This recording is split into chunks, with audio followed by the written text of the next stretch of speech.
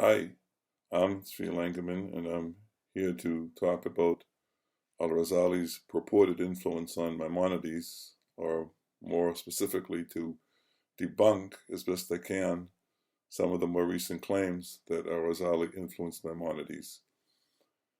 My talk will be very much about methodology because one of my main points is that the term influence is so mushy, so amorphous, so fleeting, so slippery that it's hard to get a hold of it, and you can't really discuss, engage, and if necessary, falsify a claim unless you can first see what the claim is in hard terms.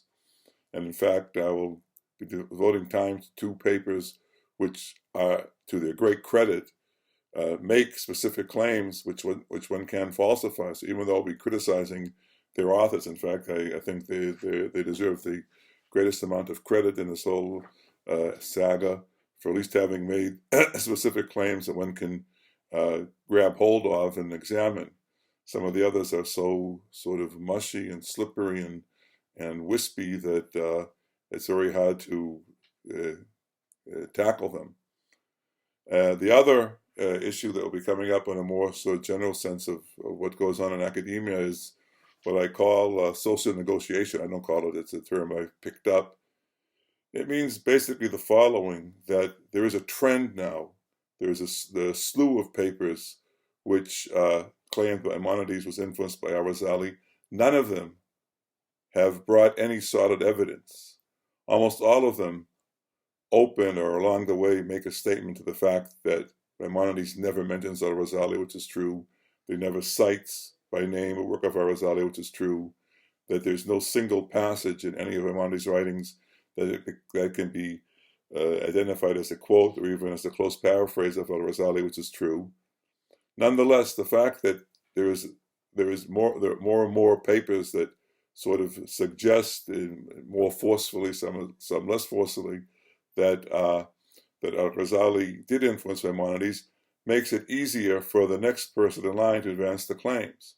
The first person who I think made a detailed investigation into this topic, and she was certainly someone qualified, was the late Atras Yaffa, who was not one of the great authorities on Ghazali of her generation, not maybe a great scholar of Maimonides, but certainly someone who was very well versed in Ghazali's writings, which, as I'm sure you all know, are multifarious and wide-ranging, and of course some are of disputed authorship. She basically started from scratch and came, not surprisingly, to negative conclusions. But the more recent work doesn't really have to make an effort to sort of say that Ghazali's influence by Maimonides is well known or discussed in here and there, and so they can sort of carry on from that without having to really attack the fundamental question of whether Maimonides was really influenced by Ghazali at all. This paper or this video will also give me a chance to say something which I think is of more direct relevance to your topic this summer in terms of the overall impact of Ghazali on Jewish writers of the Middle Ages, or his Jewish audience, or if you wish, the place of Ghazali's writings, or some of them, on the Jewish bookshelf. This is relevant because of a methodological principle that I apply in this particular topic, which is the following, that the more evidence we have that a certain work was read by and utilized and appreciated by Jewish authors, the less suspicious we have to be about claims of its having an influence. So, for example, as I'll be saying shortly, some of Ghazali's writings, most notably his Intentions of the Philosophers, Maqasid al-Falasifa, certainly had a tremendous impact. Was it for some time the basic textbook for which people learned the basics of medieval philosophy? And so had anyone advanced the claim that the Maqasid had an influence on Maimonides, I would be less suspicious. But on the other hand, other writings of his, such as Ihya al-Ulumuddin, have no presence at all in Jewish literature up to and including the time of Maimonides, and therefore the claim that Maimonides was influenced by them demands even closer inspection, is much more suspicious, much more requiring of demanding of evidence and susceptible to refutation. Hand in hand with this, I will be saying something about the resources that are available to scholars, and I'm sorry to say the way they are not exploited by the studies that I have seen on this. We have at least two tremendous online resources, which should be the first thing that anyone consults when undertaking a project of this. If I wanted to know, for example, before engaging to the specific question as to whether Maimonides was influenced by the Ihya al-Ulumuddin, of course, on the presumption, on the fact that no one disputes that he never ever cites it, I would want to know, well, is there any evidence at all of it being used by Jewish writers? We have two resources that can be exploited here.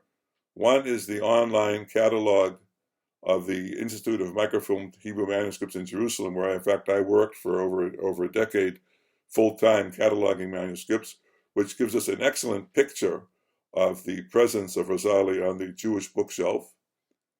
And we have now the online searchable database of the Geniza, of most of the Geniza, much of the Geniza in the Freebird collection. The Geniza here is particularly important. Of course, people are always saying Geniza, Geniza, Geniza, and maybe that's not always the case that it's that important. But for this topic in particular, it's important because the Geniza not only comes from Cairo, but it has been shown to preserve Maimonides' personal library. We have here his rough drafts or parts of his drafts of his guide. We have here medical writings and books from the Galenic corpus that were in his library. So let us say that if Maimonides had a copy of the Ihya al-Ulumuddin or Munkathun al-Dalal, and there would be a good chance that it would have been deposited in the Geniza, even if it's not a work by a Jewish author, because they preserved books by Muslim and Greek authors. And neither of these resources have been exploited or even touched in the studies that I have seen. Now, as I said, I went through them thoroughly to make sure that I could state categorically, particularly with regard to the Ihya al-Ulumuddin, Ghazali's tremendous work encompassing not just Muslim law and theology, but some Sufism and things of that sort, just to be sure that I could confirm what I'd thought all along after having worked in the field of manuscripts for many long years, and confirm that there is no evidence whatsoever of it having been available up to and including the time of Maimonides. I say up to and including the time of Maimonides because Paul Fenton, who was a reliable scholar, has found in a fifth generation descendant of Maimonides what he considers, what he finds to be citations or paraphrases of the Sufi sections from the Ihya al-Ulumuddin, but it will be a tremendous leap of faith which a serious scholar would not make to say that if they were found in his fifth generation descendant who had moved to Aleppo and who had gone off on a very different tangent from Maimonides and who cites and uses many works, mostly Sufi works, that Maimonides doesn't cite, to make a leap of faith and say, well, Maimonides, he must have inherited that from Maimonides is ridiculous, particularly since Maimonides' own son, Abraham, who was not known to have cited from Ghazali, and we have a document in the Geniza discussing his the books that he had inherited or bestowed.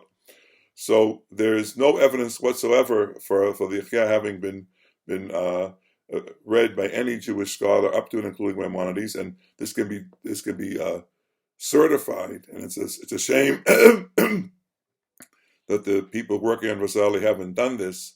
Now, of course, it's not out of the question that Maimonides would have read things that no one else had read. As a matter of fact, I can I can ascertain that he did from fields of my own specialty in history of science. He was the only person in the world that we know of to have read Ibn al-Haytham's attempt to reconstruct the 8th book of Apollonius Conics. He cites in the guide some books on astronomy that are lost, and no one else, we don't know if we have no other source for them. And he cites some books of at least one book of Galen that is otherwise lost. So he was certainly very well read. I think he availed himself of the tremendous libraries in Fatim and Cairo when he first came there. And it's not out of the question that he would be the only person to have read a certain book. But the claim that he's influenced by Ihya al-Ulumuddin in particular certainly requires much more closer investigation than, say, had someone claimed he was influenced by the Maqasid. I'll have something I would say about the Maqasid and Maimonides later on.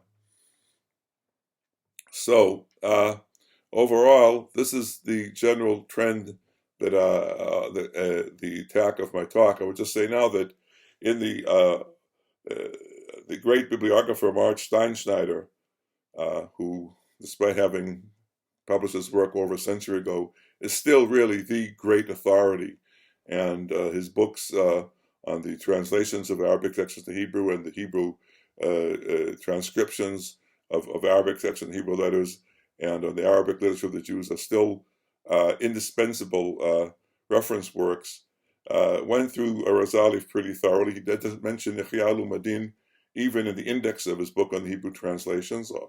And so there's no reason there. If Steinschneider didn't see anything anywhere, that sort of lets us know that it's not very likely that Ghazali that this book of Ghazali was read. What was read by Ghazali? Well, as I mentioned, mainly the Maqasid, intentions of the philosophers.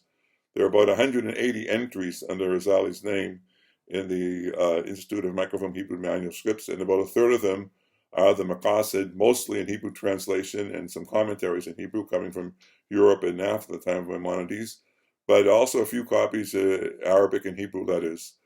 We have also the Hafod is very incisive refutation of the principles of the philosophers on certain issues. Made an impact. His Mizan al-Amal, his ethical work, was also well read. His Ajwiba, this collection of questions and answers, has a Hebrew version which also was quite popular. Even the Mishkat al-Anwar, this sort of mystical or semi-mystical or mystically philosophical investigation into the light verse, had a Hebrew audience and was translated twice. But then, as I said, there are that's only a small portion of the Ghazalian corpus, and some of the claims that were made deal with other texts which have little or no presence in Hebrew letters, and I'll be talking about them in other segments of this talk. Thank you very much. We'll be with you in a minute. Okay, now in this second segment, I'd like to survey some of the earlier explorations into al-Ghazali's purported possible influence on Maimonides. I will not do it in chronological order, and of course I can only mention a few publications and not go into much detail, but I think this should give us a general idea. First one is actually just a few hundred years after Maimonides, and in some ways the most penetrating, by Ibn Taymiyyah, the Sunni theologian, who equally despised both Maimonides and al-Ghazali. And in his Dar Ta'arud, he wrote, and you have this now on your screen, he wrote, Moses ben Maimon, author of the Guide of the Perplexed, he was for the Jews what Abu Hamid al-Ghazali was for the Muslims, combined prophetic views with philosophic views by interpreting the former according to the latter. Ibn Taymiyyah was not an historian and had no interest in speaking about the influence of one on the other. He just saw a common sense of purpose, which is what I think many people find, and I find a lot in common in that way. And I think that that's the safe path to make a comparison between Maimonides and Ghazali as two people with, say, commitments to theology and to scripture and to philosophy, and each trying in their own way to maintain those two commitments, is, I think, a very valid point. The problems come when we try to show actual influence, and to say that something in Maimonides is a direct result of his reading something by Ghazali, something which has not been shown yet. As I mentioned in the first segment, one of the first academic article to look into this was by the great Ghazali scholar Chavalas Yafa, who I think was quite hopeful that she would be able to show some influence. But in this short article written in Tarbitz in Hebrew, she came to the conclusion that she simply could not come to the conclusion that Ghazali influenced Maimonides. And I translate here her conclusion from Hebrew. She writes, "Neither the approach nor the language of our Ghazali are recognizable in the words of Maimonides, even in the noteworthy examples that I adduced above. The starting points, the initial hypotheses, the background, whatever you want, of al-Ghazali and his overall approach are also very different than those of Maimonides." Of course, she holds out hope that someone else will find some textual comparisons that can cement this influence, but so far it hasn't happened. The next item I would like to talk about is the wonderful introduction by Shlomo Pinas, this very long essay on the sources of the guide, which is part of the introduction to his translation of the guide. Now, today, if I would, this is nothing at all like an index of works cited, simply a list of books, which are all too often what we find today. This is a reasoned, detailed, penetrating essay into the positions and the philosophical underpinnings of the positions, and detailed, sensitive comparisons between Maimonides and all of his named sources, and perhaps here and there some that aren't named. It's significant that Ghazali does not have an entry here, even though, let's say, Ibn Sina, who's also not mentioned in the guide, has a long entry. Ghazali is subsumed in the relatively long section of this essay that deals with the kalam. And here Pinas says, and I will first read, and it's on your screen too, what his opinion is. No absolutely certain answer can be given to the question of Maimonides. Here he's talking here mainly about the possible influence of the Ghazali's tahafut, his critique, destruction of the philosophers. However, the probabilities are that at the time of the writing of the guide, Maimonides had read the celebrated work. No philosopher who wished to keep abreast of the intellectual debate of this period could have afforded not to have done so, and such a lacuna in Maimonides' knowledge of Arabic theological literature would have been most uncharacteristic. This is probably the best worded version of a statement we come across over and over again, that Maimonides must have read al-Ghazali. Pinas then brings a few places where he sees that things in the Tahafut would have been congenial to Maimonides, or things that Maimonides wrote, Ghazali would have been found congenial to his point of view, and also he points out some significant differences. But again, in this essay, this segment of the essay, which deals with the kalam, he can do no more than that. Now, it's interesting that about 25 years after Pinas published his translation in 1963, that is in the 80s, Michael Schwartz of Tel Aviv University published a 2-part extensive survey of Maimonides' use of the kalam, something that Pinas was unable to do, I think largely because the sources had not, for the most part, been published at the time he was working on it. And this is one of the major landmarks in Maimonidean scholarship of the last generation. And Ghazali has a very minimal presence there. He's mentioned only a few times, never named as a source or given a prominent position. So a So Penis it subsumes Ghazali in the discussion of the Kalam. Maimonides is not mentioned in the Kalimun, whom he cites. And when we have Michael Schwartz conduct his thorough study of the Kalam sources used by Maimonides, Ghazali has a minimal presence, nothing at all to indicate any direct influence.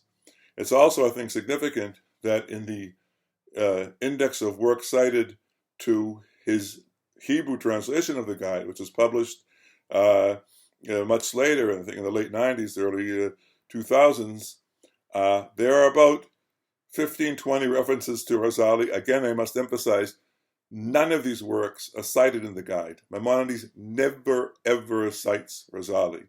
These are citations in the footnotes where Schwartz, or perhaps some of the secondary sources that he cites, saw there was some reason to compare what Maimonides wrote to what Ghazali wrote. And I said of these 15 to 20 citations, about half or more than half are the Maqasid, which I mentioned would be the most likely candidate, though no one in the latest spew of works on Ghazali's purported influence of Maimonides, so as I recall, mentions the Maqasid. The Ihya is not mentioned at all, not even once, as it should not be. And the Tahafut is only mentioned a few times, but I don't think that, particularly in the question of the world's creation, where one would have expected Ghazali to be important, and with some of Maimonides' later interpreters, such as Abravanel, explicitly make use of Ghazali. I don't think anyone has been able to show that Maimonides' arguments against eternalism are influenced by Ghazali. Finally, let me mention the a long-forgotten study by someone by the name of Martin Stanley Stern, published in 1979 in the Journal of the American Academy of Religion, something which I don't think is really never cited anymore in Maimonidean literature, but someone who I think applied a much more rigorous methodology than the studies that have appeared lately. And in this study, in which he compared Ghazali, Maimonides, and Ibn Pakuda on repentance, he came to the conclusion that the parallels that one can find between these three thinkers are the result of a common perception of the psychological processes inherent in man and a shared world view. That is to say, these people all have a lot in common. And again, go back to the study of Chava Lazarus Yaffa, her method, if one can call it that, of trying to discern influences of Ghazali Maimonides, was to first find parallel passages and then press the inquiry forward. But one of the things that led her to conclude, in my opinion, correctly, that one cannot claim influence, is that so many of these views that were shared by Maimonides and Ghazali were shared by many other people as well. So we need a lot more to go on if we're going to make a veritable or even a suggestive claim for Ghazali's influence on Maimonides, something that has not been done yet. In the next segments, I'll look at some of the more recent studies and some of the claims that are made there. Thank you very much for your attention.